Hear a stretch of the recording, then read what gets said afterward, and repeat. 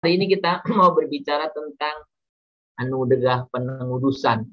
Jadi kita coba supaya kita boleh menangkap benang merahnya, maka saya coba jelaskan secara sederhana, sedikit-sedikit, ya, tidak begitu rumit. Saya mencoba merangkaikan sedemikian. Nah, Bapak Ibu, ketika kita bicara anugerah, bicara tentang kemarin kita bicara tentang anugerah pendahuluan, prevenient grace.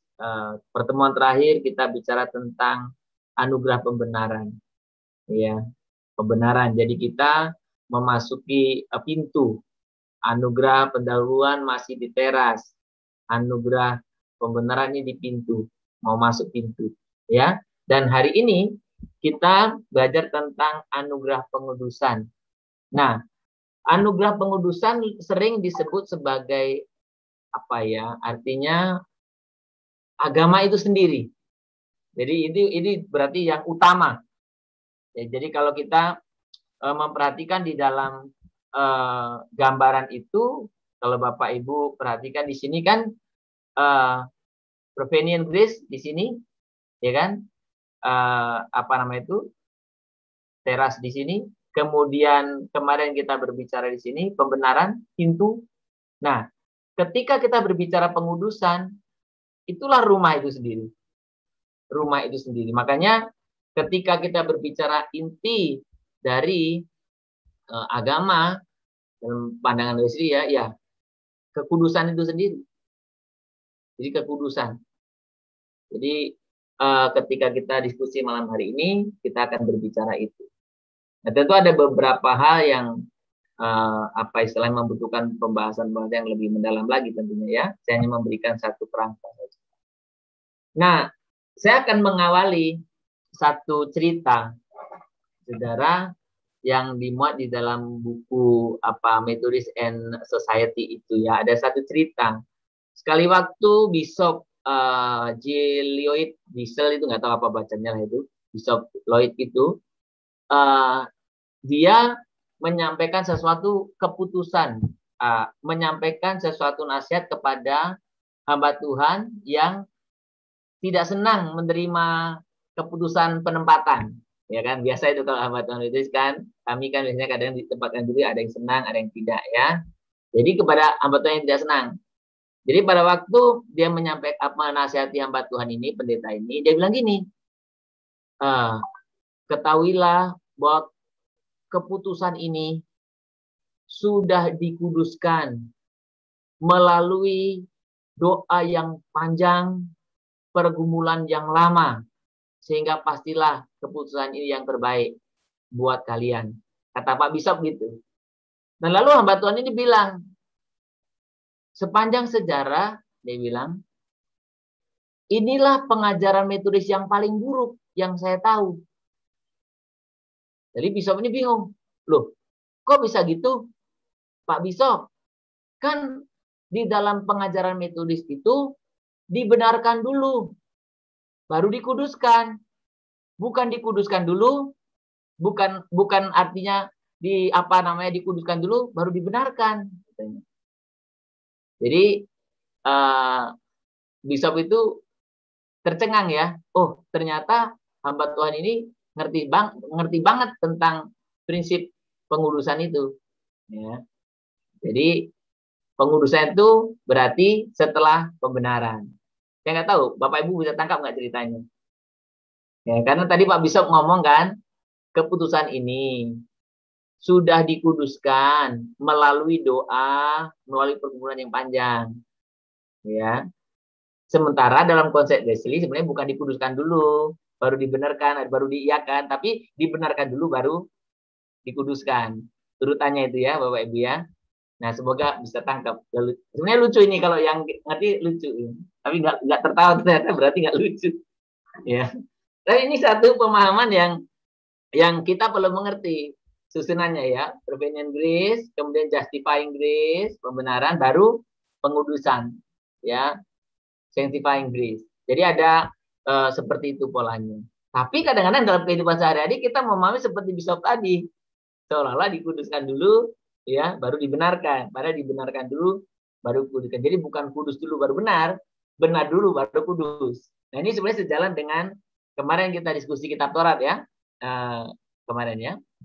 Nah Bapak Ibu, kita yang ayat yang sering dipakai dalam pemahaman Wesley juga dari Ibrani 12 ini ayat 14. Dikatakan begini.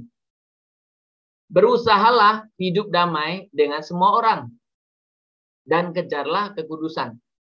Sebab tanpa kekudusan tidak seorang pun akan melihat Tuhan. Jadi kejarlah kekudusan. Nah, ketika kita berbicara kekudusan, ya, jadi sebetulnya sejarah Wesley tidak bisa dipisahkan, sejarah metode nggak bisa dipisahkan dengan namanya pemahaman kekudusan, pengudusan ini. John Wesley sendiri berkhotbah tentang kekudusan dan kesempurnaan Kristen berdasarkan kebenaran firman, tentunya Alkitab, tradisi, tentunya karena dia banyak pengaruh pietisme juga, pietis, ya, termasuk menyangkut pertimbangan akal dan pengalaman. Pengalaman termasuk dari buku-buku penuntun yang dia baca, ya, termasuk pengalaman Aldersgate itu juga menuntun Wesley untuk fokus kepada kekudusan. Jadi Bapak Ibu, ketika kita berbicara metodis, sebenarnya salah satu hal yang sangat kental dengannya adalah kekudusan, ya, kekudusan. Jadi ini yang penting sekali.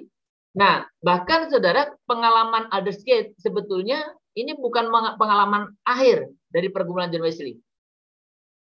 Justru Aldersgate ini merupakan permulaan.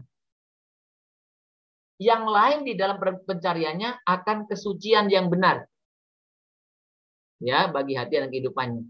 Jadi, ketika kita berbicara tentang pengalaman Aldersgate, itu titik awal. Bagaimana justru John Wesley semakin mencari bagaimana hidup benar, hidup kudus di hadapan Tuhan. Nah, yang menarik dalam pencarian saya waktu persiapan ini, dan memang juga beberapa waktu lalu juga saya membaca sih ya. Menurut bukunya si Lopet Bim ini, dia bilang gini. Dalam tradisi metode dulu katanya ketika seseorang ya rohaniawan hendak menjadi anggota konferensi tahunan itu diajukan 2 pertanyaan. Ya. Apa itu pertanyaannya? Yang pertama, apakah engkau menuju kepada kehidupan yang suci? Itu pertanyaan pertamanya. Terus kedua pertanyaannya adalah, apakah engkau berharap untuk menjadi sempurna di dalam kasih dalam kehidupanmu sekarang? Nah ini dua pertanyaan yang selalu diajukan ketika seorang rohaniawan mau menjadi anggota konferensi tahunan, annual conference lah ya, konferensi tahunan. Nah, ini faktanya, fakta sejarahnya. Tapi hal-hal ini kan yang rohani-rohani ini nyaris kita tidak temukan. Apalagi dalam event-event mungkin konferensi resort, konferensi distrik, ya bahkan mungkin dari konferensi jemaat, resort, distrik, konta, apalagi konak. Nyaris kekudusan tuh kagak ada suaranya sepertinya. Padahal kalau makanya pada waktu saya membaca ini luar biasa ya. Berarti berbicara kekudusan bukan hanya kekudusan di gereja, berarti menyangkut kesemuanya, termasuk event-event konferensi pun diliputi atmosfer ya yang dikatakan kekudusan. Ini yang menarik ya. Bagian yang kedua, saya mengutip tulisan si Max Stokes ini. Dia bilang gini, justru penekanan tentang kekudusan inilah telah menempatkan metodis di arus utama sejarah Kristen sejak zaman para rasul. Nah ini menjadi satu sebetulnya harusnya menyadarkan saya dan kita semuanya. Jadi kekudusan ketika diangkat, disitulah justru yang menempatkan metodis di arus utama secara gereja Kristen. Nah, ini sebenarnya sangat apa istilahnya sangat relevan dengan zaman sekarang. Jadi ketika di zaman yang cenderung sudah perubahan ini, semestinya gereja harus hadir dalam kekudusannya. Nah, faktanya banyak justru kita berusaha memasukkan prinsip-prinsip dunia ini ke gereja. Dari segala macam. Iya kan? Apalagi yang berkaitan dengan pamannya konferensi-konferensi. Jadi memasukkan prinsip dunia ini ke gereja, padahal sebenarnya tidak. Gereja yang survive, gereja yang maju, kalau kita bicara sejarah gereja, gereja yang tetap setia, yang betul-betul pegang fundamentalisme itu, ya salah satunya menyangkut kekudusan. Kalau itu tidak ada, habislah. Ya, karena kita akan ditelan oleh dunia ini. Nah, yang kedua ketika kita berbicara tentang kekudusan itu menyangkut tentang pertumbuhan rohani, kedewasaan. Maka ketika kita berbicara tentang sanctification grace itu biasanya bicara tentang growth itu, pertumbuhan, maturity, kedewasaan. Maka ketika kita berbicara tentang kedewasaan, maka yang dicapai, yang ingin dicapai adalah bagaimana kita hidup sebagai imitasinya, Kristus, tiruan Kristus, ya, imitasi Kristus. Atau dengan istilah yang saya juga sering gunakan dalam beberapa kesempatan itu, kita hidup kepenuhan Kristus. Kepenuhan Kristus itu artinya ya segala aspek hidup kita dipimpin, dikuasai, dikendalikan Kristus. Itu. Nah, ini sebenarnya seperti itu. Nah, yang ketiga, ketika kita berbicara tentang kekudusan, tidak bisa dipisahkan dengan Roh Kudus. Nanti untuk Roh Kudus kita akan bahas secara tersendiri, ya, menyangkut Roh Kudus. Karena ini satu topik yang sangat penting menurut saya, dan ini juga yang nyaris kadang-kadang kita menganggap kalau bicara Roh Kudus bukan itu yang gereja-gereja lain. Padahal John Wesley sangat apa sekali dengan pemahaman tentang Roh Kudusnya. Jadi nanti kita akan coba bicarakan. Dulu tahun berapa ya waktu Isaac Lim itu kita undang ke Indonesia berbicara tentang apa itu second blessing. Yaitu bicara tentang bagaimana Roh Kudus, peran Roh Kudus ya. Nah, ketika kita berbicara anugerah pengudusan di dalam buku United Methodist Doctrine ini dikemukakan gini. Pengudusan adalah karya anugerah Tuhan. Katanya melalui firman dan Roh Kudus.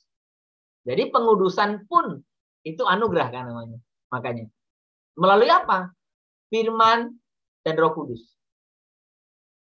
Di mana mereka yang telah dilahirkan kembali disucikan dari dosa dalam pikiran, perkataan, dan tindakan mereka. Dan dimampukan untuk hidup sesuai dengan kehendak Tuhan.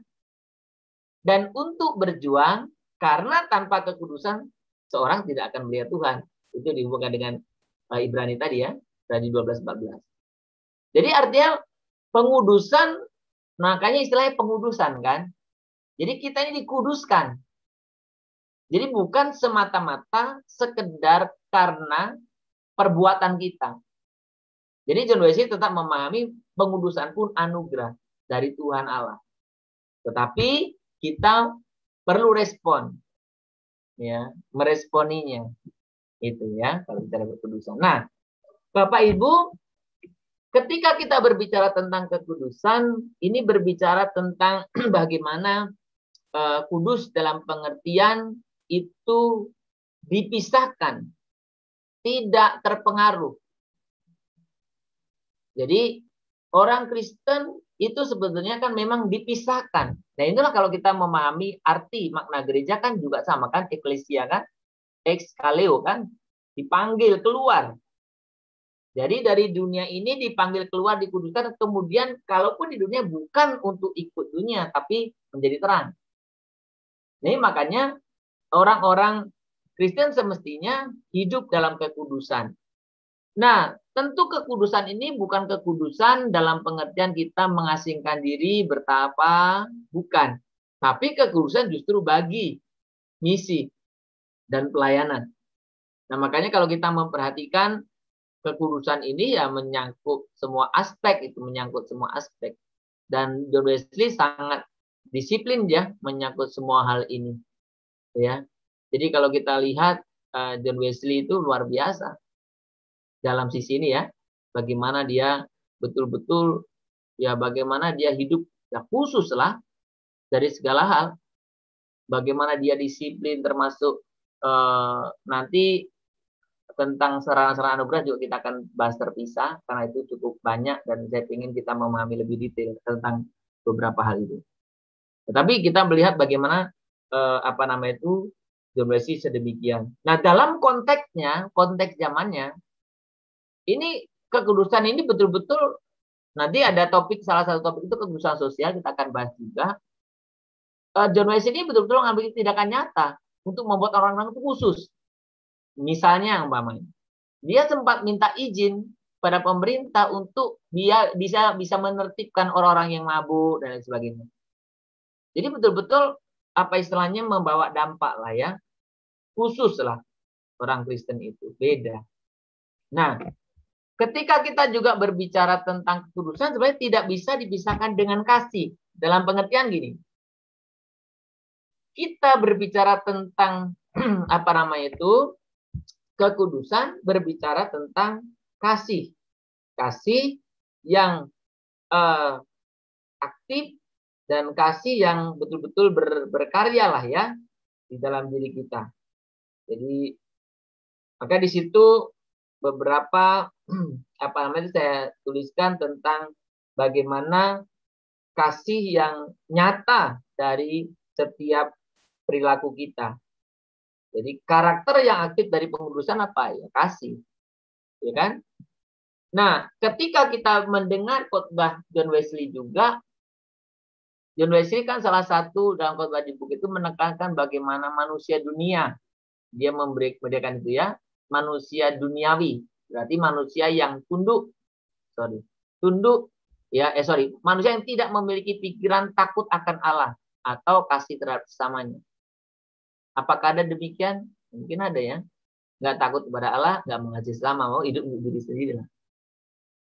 Manusia yang ketiga dikatakan, kedua, manusia berada di bawah hukum. Yaitu manusia di bawah roh perbudakan dan ketakutan. Dia sebenarnya taat ya, tapi taat karena ketakutan. Nah, makanya kemarin dalam khotbah saya waktu bicara tentang ketaatan kemarin, kita taat jangan karena takut. Kalau taat dengan karena takut, sebenarnya kita nggak taat. Kita takut. Nggak ada orangnya nggak taat itu biasanya. Nah, tapi yang ketiga ini yang penting. Manusia di bawah kasih karunia, yaitu manusia yang telah menukar roh ketakutan dengan roh kasih. Jadi, nah ini sejalan dengan khotbah minggu kemarin kan. Jadi ketika kita mengasihi Allah, ya kita akan taat. Ketaatan kita itulah kekudusan. Kudus kita. Karena apa? Kita melakukan sesuatu atau segala hal sesuai dengan kehendak Allah tentunya kan. Nah, kemudian kalau kita berbicara menyangkut kasih dan perbuatan baik ini, kita juga berbicara tentang hubungan iman dan perbuatan baik. Penyelamatan awal ya, dan juga ada akhir. Artinya ketika kita berbicara tentang Prevenient Grace kemarin ya, kita juga berbicara tentang yang tidak kita bisa pisahkan tentang perbuatan juga. Jadi nggak bisa dipisahkan itu. Bagaimana kita diselamatkan oleh iman betul, tapi itu tidak berarti kita mengabaikan perbuatan. Maka dalam hal ini tentu John Wesley berbeda dengan Martin Luther. Martin Luther karena begitu menekankan pentingnya ya sola fide, sola gratia, dia mengabaikan perbuatan. Maka Luther menyebut surat Yakobus itu sebagai surat jerami, surat yang tidak penting. Padahal ya dari beberapa ayat, dari banyak ayat dalam Alkitab menekankan justru ketika kita sudah diselamatkan oleh iman karena karunia itu, kita harus memperlihatkan perbuatan baik kita. Ya, jadi John Wesley tetap menghargai apa yang dinamakan perbuatan baik. Nah, Di situ juga ada pengudusan yang terus-menerus. Jadi pengudusan ini bukan sekali udah selesai. Ini proses. Makanya tadi kalau kita bicarakan pengudusan sanctification itu ya religion itself. Agama itu sendiri. Yang berarti membutuhkan waktu yang lama dan terus-menerus proses.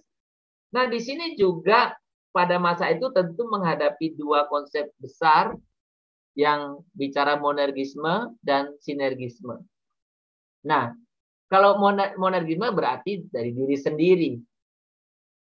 Sinergisme berarti kerjasama antara Allah dan manusia. Nah, John Wesley sebenarnya tidak dua-duanya.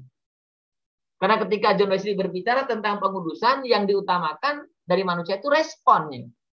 Jadi bukan kerjasama equal gitu, enggak.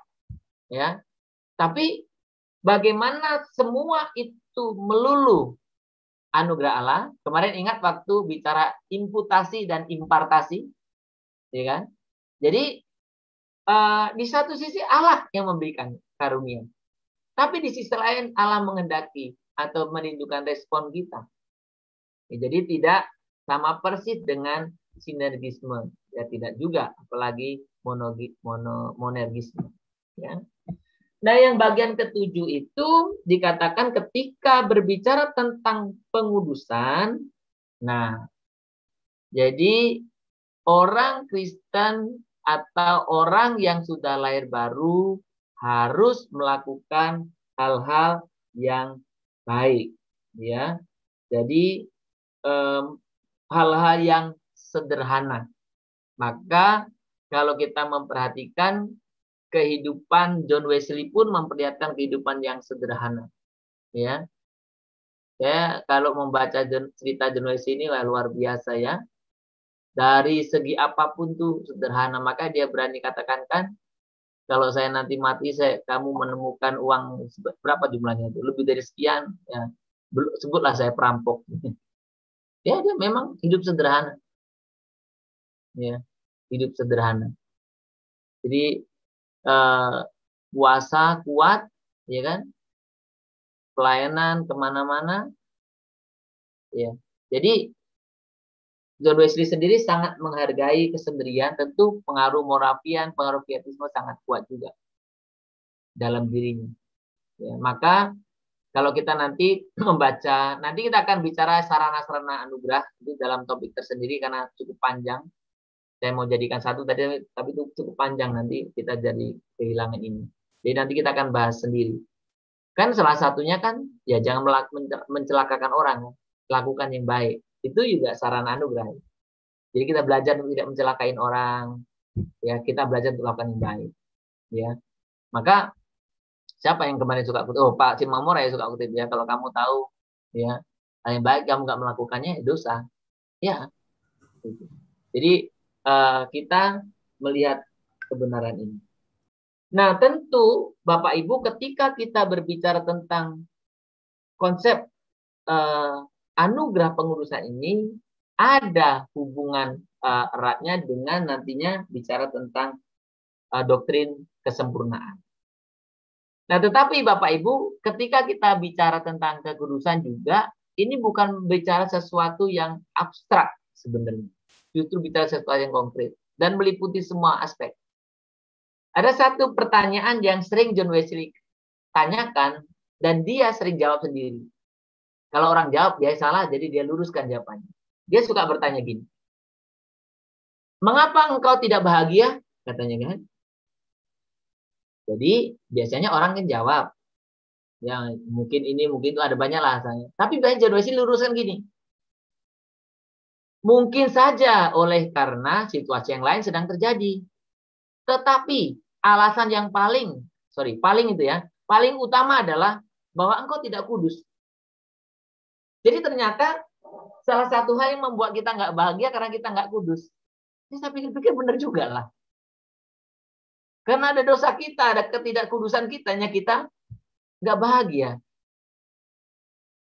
Maka John Wesley ketika bertanya orang mengapa engkau tidak bahagia, orang jawab macam-macam, dia selalu luruskan, ya memang mungkin ada masalahmu, ada persoalanmu, tapi masalah utamanya satu, kamu tidak kudus.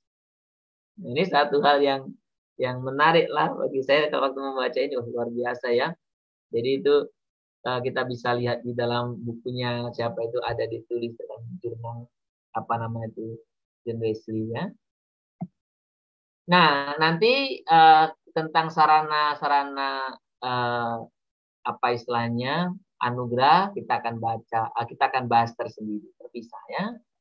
Nah, sekarang kita coba membandingkan antara pembenaran justifikasi kemarin ya, anugerah pembenaran dengan sekarang pengudusan.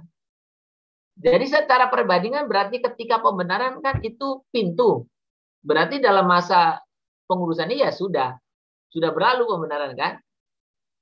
Sementara pengudusan itu proses. Jadi masih sekarang pengudusan itu. Nah, kalau kita berbicara tentang pembenaran itu berarti kita diselamatkan dari hukuman dosa, ya kan? Sekarang, ya, ketika kita berbicara pengudusan, kita ini sedang diselamatkan dari apa? Kuasa dosa atau kekuatan dosa. Di kuasa dosa. Nah, kalau berbicara tentang pembenaran itu berarti pengalaman suatu waktu, nah, suatu saat, karena kalau kita waktu bicara kemarin kan bisa terjadi dalam satu seketika ya. Tetapi kalau kita berbicara pengudusan itu ya pengalaman seumur hidup. Pengudusan. Jadi terus terjadi proses. Nah, ketika kita berbicara pembenaran berarti Allah bekerja untuk kita, ya kan? Allah bekerja untuk kita, pekerjaan Allah untuk kita. Tetapi berbicara pengudusan, Allah bekerja di dalam kita. Pekerjaan Allah di dalam kita. Berarti siapa yang bekerja? Ya include kita di dalamnya. Jadi bukan kita menerima, bukan kerja untuk, tapi kita juga itu di dalamnya ya. Nah, ketika kita berbicara pembenaran, ya, itu berbicara kesempurnaan di dalam hidup, ya, kesempurnaan. Tetapi berbicara pengudusan sedang menekankan ketidaksempurnaan di dalam hidup. Artinya kita terus menuju kesempurnaan, berarti belum sempurna. Ini yang kita boleh membandingkannya demikian. Nah, yang tadi saya katakan bahwa doktrin pengudusan itu tidak bisa dipisahkan dengan doktrin kesempurnaan, ya, perfection, ya. Christian perfection perfection. Jadi istilahnya kekudusan kesempurnaan lah ya, kesempurnaan. Nah, kesempurnaan itu sebetulnya menyangkut tentang pengudusan secara total, entire sanctification. Jadi pengudusan secara total, ya, secara menyeluruh, entire gitu. Nah, ketika kita berbicara itu berarti ada beberapa hal yang kita bisa perhatikan.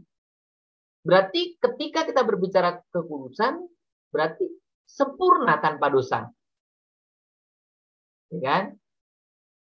Jadi kalau kita membaca ayat-ayat ini, mungkin kita boleh membacalah, bisa minta tolong supaya kita cek ya. Mungkin coba ada yang buka 1 Petrus 1 ayat 15, Ibrani 6 ayat 1, 1 Tesalonika 5 ayat 23. Bisa dibantu? Siapa yang dapat 1 Petrus 1 ayat 15? Boleh dibaca. 1 Petrus 1 ayat 15. Tetapi hendaklah kamu menjadi kudus di dalam seluruh hidupmu, sama seperti Dia yang kudus, yang telah memanggil kamu. Ya, dalam seluruh hidup ya. Jadi sempurna. Sama seperti Dia yang memanggil kita. Dari Ibrani 6, 1, siapa yang dapat? Silakan.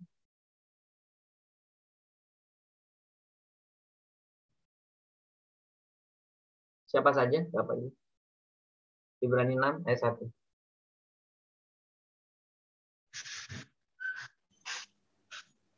Sebab itu marilah kita tinggalkan asas-asas pertama dari ajaran tentang Kristus dan beralih kepada perkembangannya yang penuh.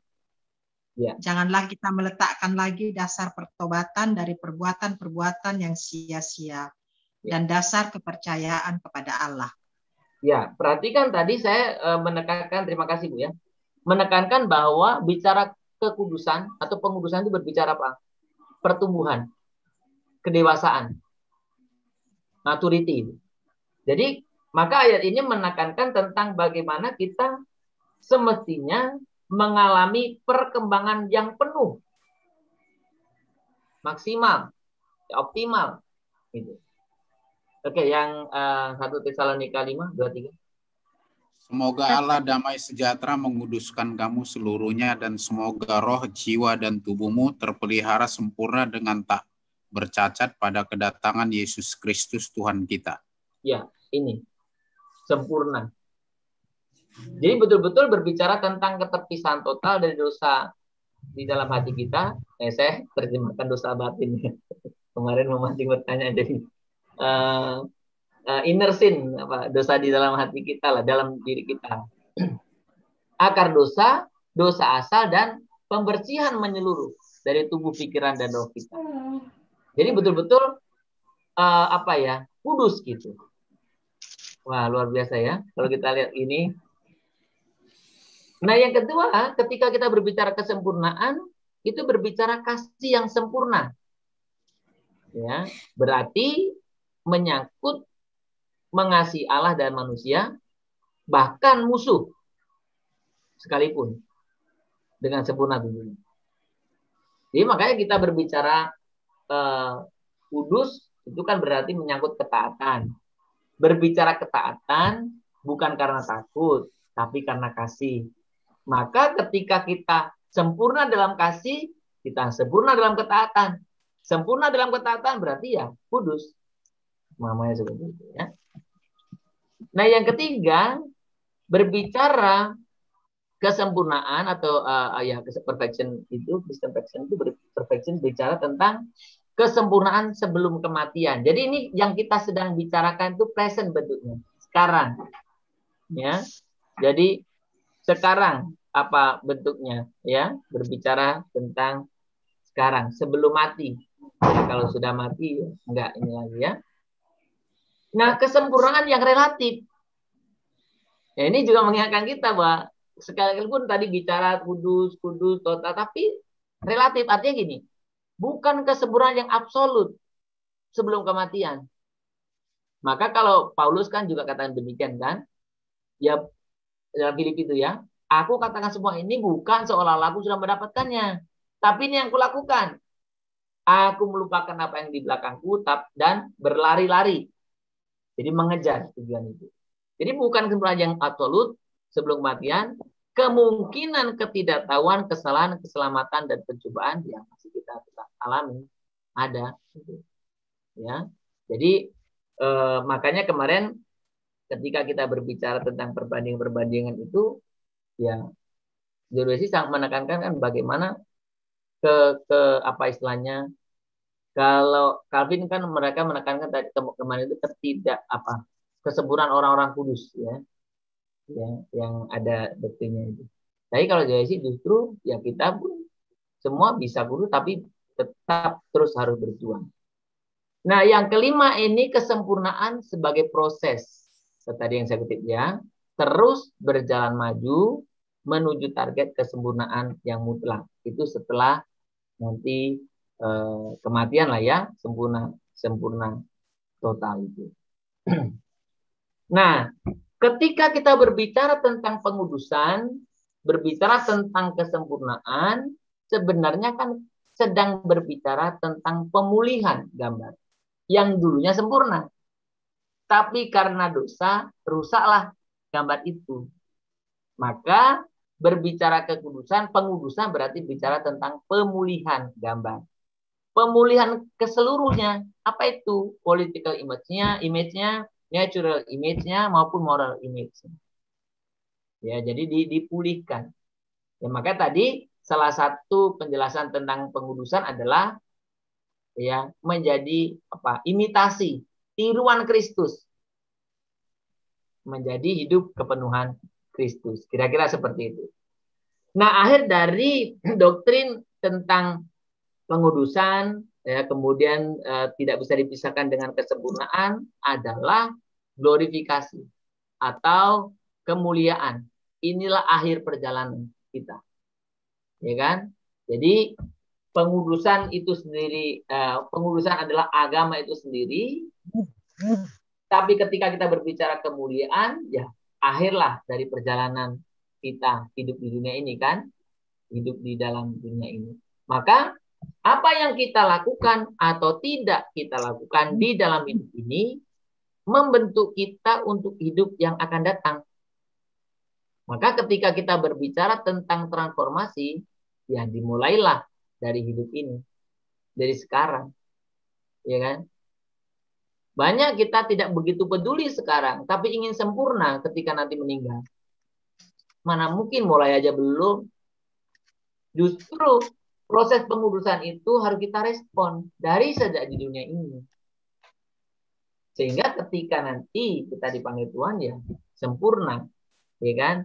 Jadi jangan di waktu di dunia masa bodoh, apapun tidak mau, respon apapun tidak mau, nanti meninggal, oh dia rest in peace, dia hidup dalam damai sejahtera, ya itu ngarang, ya kan? Karena tidak apapun tidak ada respon di dunia ini, ya. Allah melakukan, memberikan begitu banyak anugerah, tapi kita pasif. Nah, ketika kita berbicara tentang glorifikasi atau kemuliaan, kita diingatkan dengan beberapa prinsip bahwa kerajaan Allah itu ada di sini. Kapan? Sekarang. Ya, kerajaan Allah itu ada di sini sekarang. Yang kedua, kerajaan Allah datang sebagai suatu kehadiran yang aktif, bukan netral. Jadi bukan pasif, bukan netral, tapi aktif terus berkarya. Yang ketiga, tidak semua orang merespon secara positif terhadap pesan Injil. Ya, faktanya kan, nggak semua orang. Ada orang yang tidak merespon juga, atau bahkan ada yang merespon negatif juga. Dan yang keempat itu bagaimana dimensi positif dalam kerajaan lebih banyak dari dimensi negatif. Nah, ini yang menguatkan kita sebetulnya. Jadi ketika kita berbicara tentang pengudusan, kita bicara tentang bagaimana Allah memimpin kita untuk sempurna dan sampai kepada kemuliaan atau akhir perjalanan itu, kita dikuatkan bahwa sebetulnya dimensi positif itu lebih banyak daripada negatif. Nah, tapi dunia ini lebih sering mengangkat negatif, seolah-olah negatif lebih banyak. Enggak, positif lebih banyak daripada negatif. Nah, saya yang suka gambaran itu tentang bagaimana pengudusan, ya, bagaimana pengudusan yang menyeluruh, entire sanctification, dan bagaimana terus kita mengalami kesempurnaan itu seolah-olah seperti ini. Jadi kalau kita gambarkan setelah kita lahir kembali, pembenaran kemarin di pintu, kita baru mulailah kita masuk dalam perjalanan pengudusan kita sampai kepada pengudusan yang menyeluruh, ya. Kemudian Bapak Ibu terus proseskan menuju kepada glorification tadi, pemuliaan atau kemuliaan atau akhir perjalanan. Nah, kalau kita memperhatikan gambaran secara prinsip konsep John Wesley adalah, atau teologi Wesley adalah, kita itu semakin hari semakin naik, semakin hari semakin bagus, semakin hari semakin sempurna. Makanya di sini sekalipun tidak lurus garisnya, ada gelombang, tapi tetap konsepnya naik.